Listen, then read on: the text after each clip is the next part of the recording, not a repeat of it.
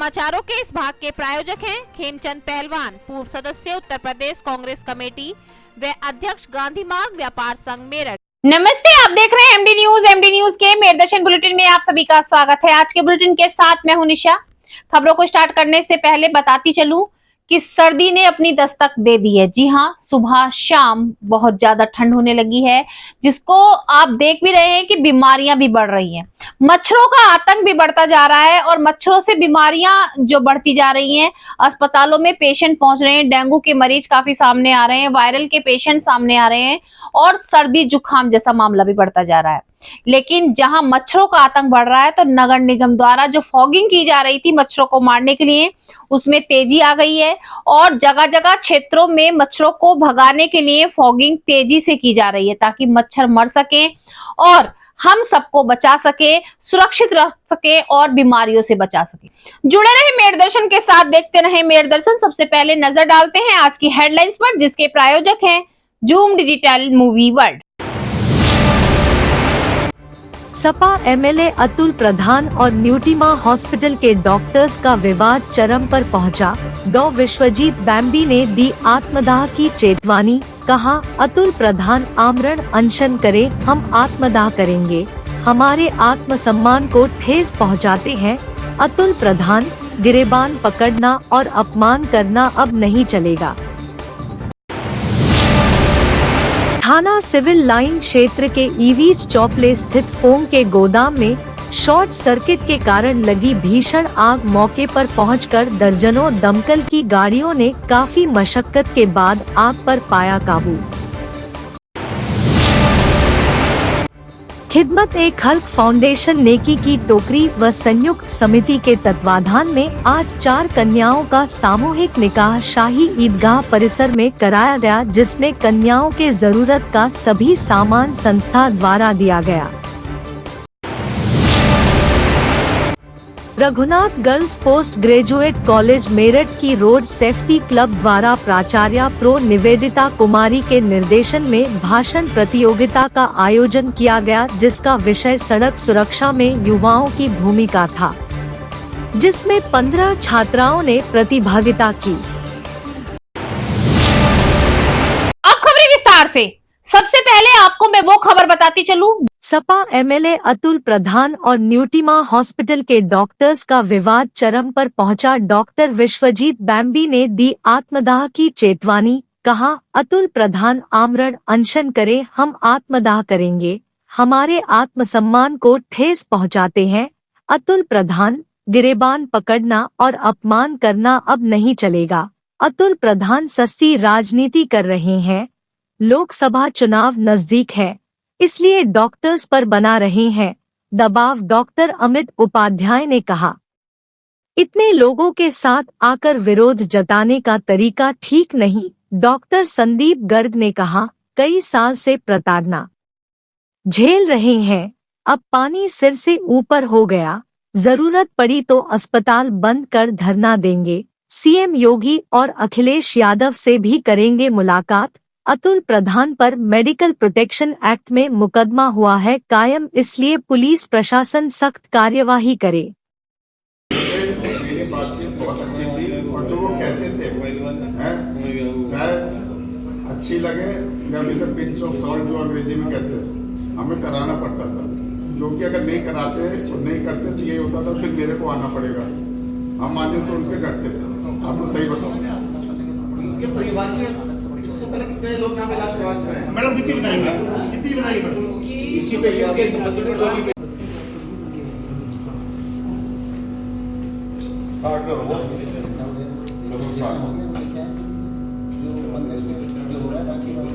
ये ठीक से फॉलो होना चाहिए और माननीय कोर्ट इसका संज्ञान लेते हुए जो उचित कार्रवाई है वो करें और प्रशासन ये सुनिश्चित करे कि ऐसा आइंदा ना हो। वरना आमरण अनशन पे क्या मैं नहीं बैठ सकता है? आमरण अनशन पे क्या डॉक्टर नहीं बैठ सकते? क्या सड़क पे आकर के उत्पात मचाने से आप सही को गलत को सही कर सकते हो? डॉक्टर आएंगे सड़कों पे, आईएमए भी सड़क पे आ जाएगी, आमरण अनशन पे हम भी बैठेंगे। नहीं, हमारी इज्जत उतारेंगे, हम आत्मदाह कर देंगे। आमरण अनशन क्या होता है? मैं उनके सामने आत्मदाह कर दूंगा आके। तुम आमरण अनशन कर लो, ये आमरण अनशन का ड्रामा बंद करो कि 2 घंटे के लिए 3 घंटे के लिए आमरण अनशन करने के बाद में उसके बाद चले जाओ और उसके बाद में आके कोई भी तुमको बहला के चले जाए। मैं कोई ये नहीं कह रहा कि मैं किसी को धमकी दे रहा हूँ या कुछ कर रहा हूँ, ये उसका उपाय ये नहीं होता कि आप किसी का गला घोट दो। बेसिक चीज क्या थी, वो अतुल प्रधान जी क्यों आए यहाँ पर मरीज का बिल कराने के लिए? अगर आप होते उनकी जगह आप क्या करते? आप आते डॉक्टर साहब से डायरेक्ट बात करते और भाई साहब कर दो ये गरीब है या जो भी है, और डॉक्टर साहब ऑर्गेनाइज करते हैं जैसे हम लोग हमेशा करते हैं। आके आपने इसकी दवाई में ये गड़बड़ी, उसकी ये गड़बड़ी, इनके हॉस्पिटल में थोड़ा सा आगे है, थोड़ा पीछे, पार्किंग कम है, ये सब चीज़ों का क्या मतलब है? इसका मतलब आप कोई हमसे अपनी कोई दुश्मनी है या कुछ है वो नहीं आगे। नहीं डॉक्टर साहब, एक चीज मुझे बताइए, योगा करते हुए डॉक्टर साहब के आपसे छलक आए थे, आज ये डॉक्टर साहब कह रहे हैं कि भाई इतनी स्थिति अगर ज्यादा खराब करें तो मैं आपकी तह तक कर लूंगा, तो आपको भरोसा नहीं कि सरकार कोई सख्त एक्शन लेगी? आप अभी सरकार को सख्त एक्शन जरूर लेना चाहिए, हम इसीलिए गए थे वहाँ पे, क्योंकि हमारी आवाज वहां तक पहुंच नहीं रही। हम अपने विधायकों से, अपने माननीयों से अनुरोध करते हैं कि हमारी आवाज योगी जी तक पहुंचाए, हमारी आवाज पहुंचे, वो हमारी आवाज बने और हमारी आवाज वहां तक पहुंचाए। हम योगी जी से मिलने के लिए तैयार हैं, हम बताने को तैयार हैं कि इस तरीके से क्या हो रहा है। इन्होंने यही समझ रखा जो गुंडा राज पहले चलता था उसी गुंडा राज को दोबारा चलाना चाहते हैं। ये सब चीजें पॉसिबल नहीं है। FIR चार्जशीट बनने में 10 दिन लग गए, है ना? क्यों जल्दी क्यों नहीं करते इस काम? और वो उसका कारण ये है कि माननीय है, डीएम की आवाज ज्यादा सुनी जाती है। डीएम साहब ने कमेटी बैठाई थी, कमेटी की रिपोर्ट भी आ गई, हमने तब तक कुछ नहीं बोला। हमने कहा चलो अब सब कुछ हो गया, लेट मतलब जस्टिस प्रिवेल।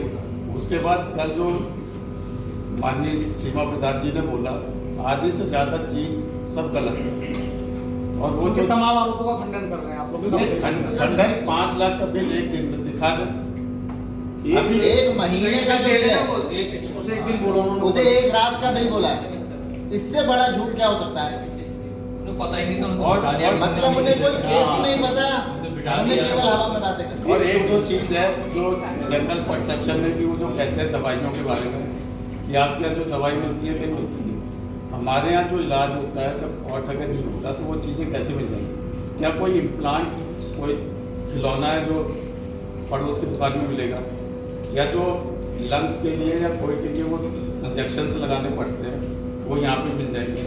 वो एक तो डेजिग्नेटेड जगह में मिलते हैं, वो कह रहे मतलब बहुत सारी हैं। हमारे यहाँ HFNC है जो करीब 30 लाख का वेंटिलेटर है, बाकी वेंटिलेटर 11-12 लाख से आते हैं।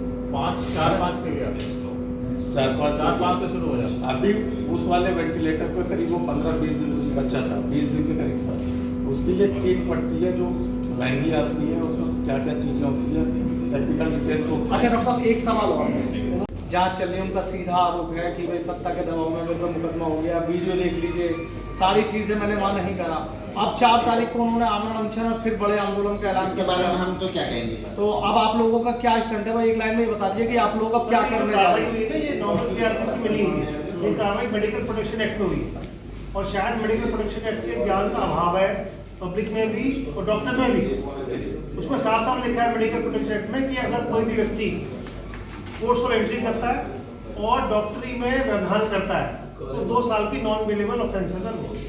तो ये कार्रवाई नॉन मेडिकल प्रोटेक्शन एक्ट में हुई है, नॉर्मल CRPC जो गुड्डा एक्ट वाले में नहीं हुई सर। इसको सपोर्ट करने के लिए वीडियो एविडेंस है आप लोगों के पास, काफी है। वो कह रहे हैं अच्छा वो तो चला, तो आप लोगों का क्या आपने कहा भाई आत्मग्लानि होती है कि आत्मग्लानि समझ के क्या सम्मान को ठेस आत्मग्लानि किस बात की? हमने कोई गलत, आत्मग्लानि तो गलती से होती है भाई, कि भाई ये हमारे आत्मसम्मान को ठेस पहुंचाई, दबंगों की तरह आते हैं, गिरबान पकड़ने सर ये वाले। 20 बार जब ये हुआ है उसके बाद किसी ने करने की कोशिश करी है, ये ऐसा नहीं हुआ कि किसी ने किया और हमने अब क्या स्टंट होगा भाई, ये चीज होगा, अब क्या चाहते हैं? आपकी रेस्पॉन्सेस करी और सीधा ही आरोप लगाया कि मैं भी मुख्यमंत्री से मांग करूंगा कि बेसमेंट इन लोगों का पार्किंग का है और ये OPD चला रहे हैं और जो ऊपर वाली मंजिल है एमडीए भी गए, वहां से डॉक्यूमेंट निकाले कि एमडीए भी नोटिस दे रखा, वो अवैध है, किसी के साथ हादसा हो गया कौन जिम्मेदार है? नहीं, सिर्फ उनका आरोप है कि बेसमेंट में ऑपरेशन चल रहे हैं। आप जाके देखा कि ऑपरेशन का उसके बाद हमने कंपाउंडिंग के लिए करा हुआ है और ऑल्टरनेट पार्किंग व्यवस्था करी हुई है। ये जो बगल का प्लॉट है ये भी, और रोटरी के साथ 100 गाड़ी की पार्किंग ये भी, प्लस ये बगल वाले प्लॉट पर हमने एक नक्शा उसके लिए पार्किंग के लिए करा हुआ है। तो हमारी जो है वो कंपाउंडिंग के लिए चल रहा है। हमने उसके लिए जो शमन मानचित्र जमा किए हुए हैं। वो अधिकारी से बात करें तो उनका कहना था कि 10-15% हम कंपाउंडिंग कर सकते हैं, इनका 40% है। और वो जहाँ जा रहे हैं वो इसी चीज का आरोप लगा रहे हैं। इस पे बता दीजिए आप कॉन्फ्रेंस है, ये कॉन्फ्रेंस तो हमारी अराजकता को लेके, पार्किंग की जो प्रॉब्लम है वो है, वो सब अलग ये समस्या है। तो हम लोग 99.99% सबकी हेल्प करते हैं। अगर आप तो मेरे दरवाजे पे आके आप बोले क्या है, ये कैसे कर दिया आपने, कैसे बना दिया, इतना तो नहीं होता। डॉक्टर साहब मेरे सवाल है, सब लोगों को आपको जानते हैं, लेकिन इतना कभी गुस्से में नाराजगी आप लोगों की जायज है भाई, इतना इस तरीके से गुस्से में आप लोग कभी नहीं दिखे। अगला कदम आपका क्या होगा? आपका कहना है कि भाई आपको कोई कदम नहीं है, हमारा कदम अगला, हमें पता है हमें कहीं जाके लड़ने का शायद समय ही नहीं है। हम केवल सुबह से लेकर रात तक पेशेंट की सेवा में ही लगे रहते हैं, उसी को लगातार देखना। सुबह 9 बजे शुरू करते हैं, रात 12-1 बजे तक देखते रहते हैं। हम कहाँ जाके किसी के पास पैरवी कर सकते हैं या किसी से बात कर सकते हैं? जो पॉइंट्स वो हैं वो पॉइंट वाइज पहले बता दो। अच्छा डॉक्टर साहब अब एक मेन चीज बता दीजिए, मुकदमा मैं इस डर से और इस आत्मग्लानि से मरने से अच्छा ये है कि मैं सामने आ जाऊं, मैं सामने आके लड़ लूं। मैं खामखा में अपने आप को रोज कोसता क्यों रहूं कि मैं अपनी आत्मग्लानि से मुझे रात को नींद भी ना आए कि मेरे को आज एक आदमी आके ये मेरा आत्मसम्मान तोड़ गया, ये मुझे गाली दे के चला गया, ये मेरे को कुचल के चला गया, ये रोज लोगों के सामने वीडियो बना के मेरे को गाली दे रहा है, रोज न्यूटिमा को गाली दे रहा है, रोज मेरे कोलीग्स को गाली दे रहा है। ऐसा कब तक सुनते रहेंगे हम? ये रोज सुनने वाली बातें नहीं है। तो इसीलिए कहीं ना कहीं आदमी को अपने आत्मसम्मान के लिए अपनी उसके लिए आगे आना पड़ता है और आगे आकर विरोध करना पड़ता है। हमें पता है वो माननीय है, विधायक हैं, उनकी बात ज्यादा सुनी जाएगी, पर ऐसा नहीं है, इतनी अंधेर गर्दी भी नहीं है कि मेरी भी बात नहीं सुनी जाएगी या मेरी भी बात को आगे कोई नहीं सुनेगा।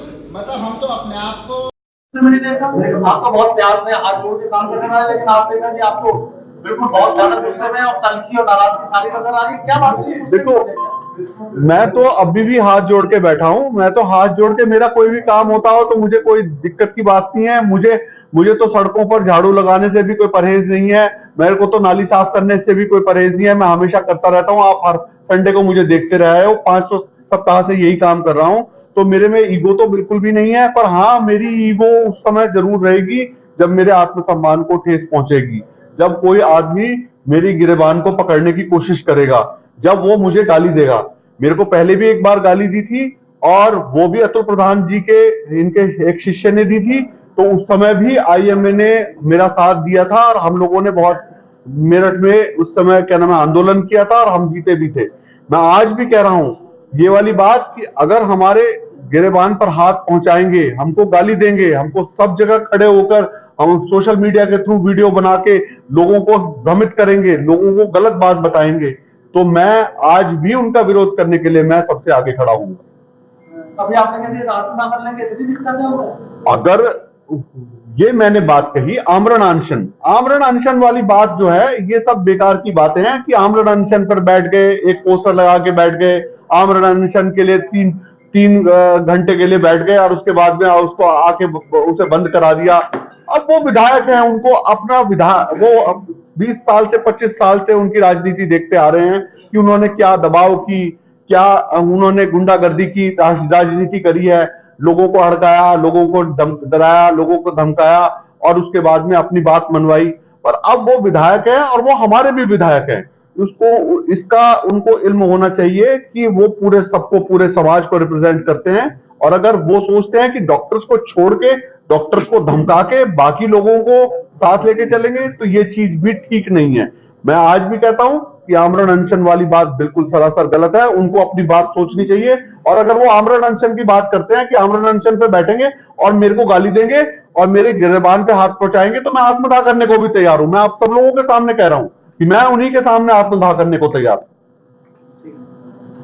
अब नजर डालते हैं आज की और खबरों पर।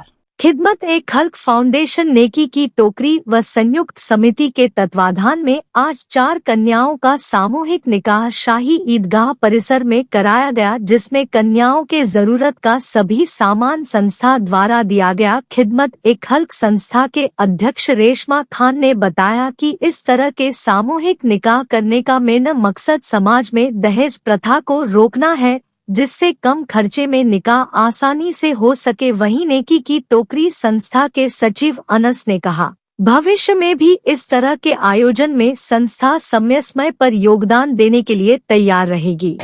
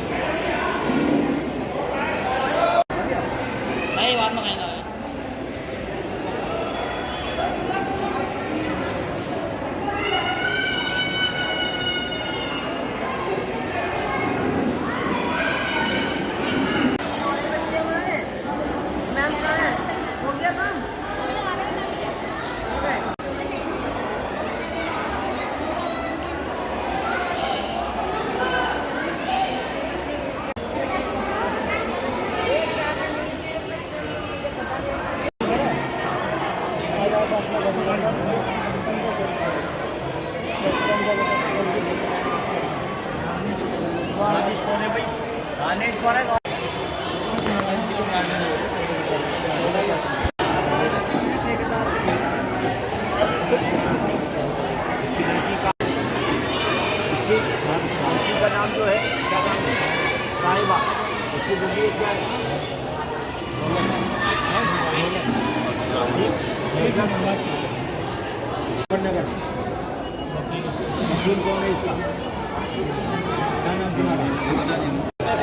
अच्छे क्या लगते हो?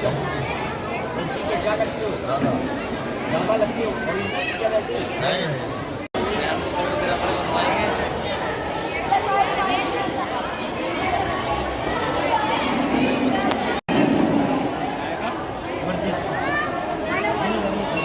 इसमें जो है 4 बच्चों का निकाह है, 2 की रुखसती है।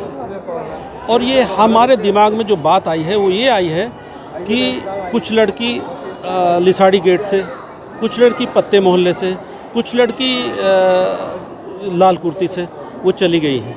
उसको देखते हुए हमारे दिल दिमाग में ये बात आई कि इसको रोकने के लिए हम क्या कर सकते हैं। उसके लिए हमने ये चीज़ की है कि जो हमें पता चल जाए उस लड़की की शादी के लिए उसका ज़रूरत का मुताबिक काम करके हम सब मिल के नेकी की टोकरी, खिदमत खल्क, जो भी हमारी मदद कर सकता है उसके लिए हम ये काम कर सकें। क्योंकि लाज से दुल्हन, प्यार से पत्नी, ममता से माता, कितना सुंदर कितना प्यारा है नारी से नाता। एक लड़की 2 परिवार बनाती है, एक तो जिसमें वो रहती है और जिसमें वो जाती है। और कोई भी घर वो औरत से होता है, आदमी से नहीं होता। आदमी कितना भी पढ़ा लिखा हो, बच्चों को वही पढ़ा सकती है, आदमी नहीं पढ़ा सकता है। तो इन चीज़ों को रोकने के लिए हमारा ऐसे है जैसे एक बन जल गया और बन में चिड़िया जो है मुंह में पानी ला रही थी और वो डाल रही थी। पता था वो नहीं बुझ सकता, लेकिन कोशिश है। अगर हम सब मिलकर कोशिश करें तो हम इस पूरे सिस्टम को थोड़ा बहुत सुधार सकते हैं। हम लोग 6 सालों से समाज की सेवा कर रहे हैं और कोशिश करते हैं कि लड़कियों को फोकस बनाया जाए। उनकी एजुकेशन पर हम लोग काम कर रहे हैं और सामूहिक विवाह पर हम काम कर रहे हैं, उनके रोज़गार पर हम लोग काम कर रहे हैं। और हर साल हम लोग ये सामूहिक विवाह का प्रोग्राम करते हैं खिदमत खल्क फाउंडेशन के द्वारा। इस साल हमने 6 लड़कियों का अरेंजमेंट किया। मेरे सभी भाई लोग मेरे साथ खड़े हुए हैं, इन लोगों के सहयोग रहा मेरे साथ और आगे भी उम्मीद करती हूँ सब लोग मेरे साथ रहेंगे, सहयोग देते रहेंगे और मैं देश की सेवा करती रहूँगी, समाज की सेवा करती रहूँगी। जय हिंद, जय संविधान। किस तरह से सिलेक्शन करते हैं आप परिवारों का जो ज़रूरतमंद होते हैं? एक्चुअली हमारी नेटवर्किंग है, हमारे जितने भी हर वार्ड के अकॉर्डिंग मेंबर बने हुए हैं, सभी वार्ड के मेंबर हैं, वो मेंबर खुद सिलेक्ट करके निकाल कर लाते हैं, सर्वे करते हैं। ये सब ड्यूटी हमारे वार्ड अध्यक्ष की है। जितने भी वार्ड है सभी में हमारे अध्यक्ष मौजूद हैं, वो सब इसका अरेंजमेंट करते हैं। खिदमत खल्क की जो कार्यकारी अध्यक्ष हैं रेशमा जी, उनकी एक दरख्वास्त शाही ईदगाह के नाम आई थी कि हम लोगों को जगह अवेलेबल नहीं है और हम एक सामाजिक कार्य करना चाहते हैं। पूछने पे बताया कि 6 बच्चियों की निकाह के सिलसिले में जगह की ज़रूरत है। तो हमने कहा ये एक सामाजिक कार्य है, हम इसको अलाउ नहीं करते यहाँ आम शादियों के लिए, लेकिन ये एक समाज से जुड़ी समस्या है और उसके लिए हमने शादी के लिए इसको अलाउ किया, उनकी इस दरख्वास्त को अलाउ किया। और इसी के साथ साथ हम लोगों ने ये भी कहा कि क्योंकि आप बहुत अच्छा काम कर रही हैं, समाज में जो गरीब बच्चियों की शादियां रुक जाती है, उम्रें बढ़ जाती हैं और आज के जैसा माहौल चल रहा है, लड़कियां परेशान होकर और जगह अपनी मर्ज़ी से शादियां कर लेती हैं और समाज में एक बड़ा बिगड़ाव पैदा हो जाता है। उस बिगड़ाव को ध्यान में रखते हुए और जिस तरह ये सोशल मीडिया पर आजकल आप देख रहे हैं कि लालच देकर लड़कियों को भगाकर ये सब लोग ले जाते हैं और उनका अंजाम क्या हो रहा है वो भी किसी से छुपा नहीं है। ज़्यादातर के साथ अन्याय हो रहा है, एक मुहिम के तहत ये सब काम हो रहा है। तो हमारी कोशिश थी कि हमारी जो एक संगठन है, सामाजिक संगठन नेकी की टोकरी, जो समाज के लिए काफ़ी अरसे से काम करती चली आ रही है, तो उनसे मशवरा करने के बाद ये सबने तय पाया कि हमें इस मुहिम में इनका साथ देना चाहिए और जो घरेलू सामान है, जो ज़रूरियाती ज़िंदगी है, उसमें इनकी हेल्प करनी चाहिए। तो हम सब लोगों ने अल्हम्दुलिल्लाह थोड़ा थोड़ा जिससे जो बन पड़ा इंतज़ाम किया और कलेक्टिवली जो ज़रूरतें ज़िंदगी, सब तो नहीं कह सकते कि सब पूरा कर दिया, लेकिन कुछ सामान जिससे एक उनकी गाड़ी पटरी पर आ जाए और उनकी ज़िंदगी खुशहाल बने और कामयाबी की तरफ इज्जत से अपनी। अब नजर डालते हैं आज की और खबरों पर। Raghunath girls post graduate college Meerut की रोड सेफ्टी क्लब द्वारा प्राचार्य प्रो निवेदिता कुमारी के निर्देशन में भाषण प्रतियोगिता का आयोजन किया गया, जिसका विषय सड़क सुरक्षा में युवाओं की भूमिका था, जिसमें 15 छात्राओं ने प्रतिभागिता की। And we are losing our loved ones, our dear friends. But why it is happening? Because of your silly mistakes, because of selfishness, and all the mistakes you are doing by avoiding road safety. What are the causes? By drinking, by not wearing helmets, by not putting seat belts, and अब नजर डालते हैं आज की और खबरों पर। थाना सिविल लाइन क्षेत्र के ईवीज चौपले स्थित फोम के गोदाम में शॉर्ट सर्किट के कारण लगी भीषण आग। मौके पर पहुंचकर दर्जनों दमकल की गाड़ियों ने काफी मशक्कत के बाद आग पर पाया काबू।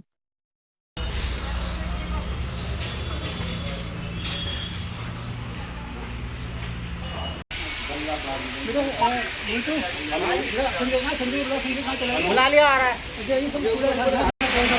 मैम कहाँ पर गई? अभी ऐसा तो भी नहीं हुआ।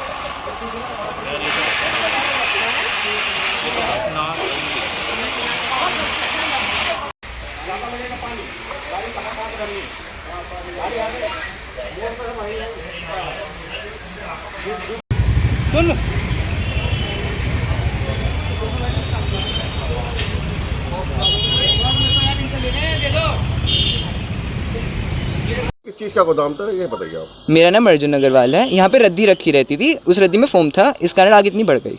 ये क्या कारण थी आग लगने की? वो हमें भी नहीं पता। किसका गोदाम है ये हमारा ही है, लेकिन यहाँ पे सिर्फ रद्दी पड़ी रहती है। फर्नीचर की आपकी फॉर्म की सुहानी स्टेशन नाम की दुकान है। किस जगह? इवेस चौराहे पे। ये शिवाजी रोड पर इस चौराहे के पास एक कृष्ण कुमार जी का एक आवास है। इसी में फोम के जो है रद्दी भरी हुई थी और इसमें आग लगी थी। सूचना मिलने पर तत्काल 5 फायर टेंडर लेकर के मैं यहाँ पहुंचा और आग को कंट्रोल कर लिया। जिसी तरह कोई जीवहानि नहीं है। आज के मेरठ दर्शन बुलेटिन में बस इतना ही। तेज और ताजा खबरें जानने के लिए देखते रहिए मेरठ दर्शन। यदि आप भी हमारे साथ जुड़ना चाहते हैं या स्पेशल बुलेटिन बनवाना चाहते हैं तो नीचे दिए गए नंबर पर संपर्क करें, सब्सक्राइब करें एमडी न्यूज मेरठ।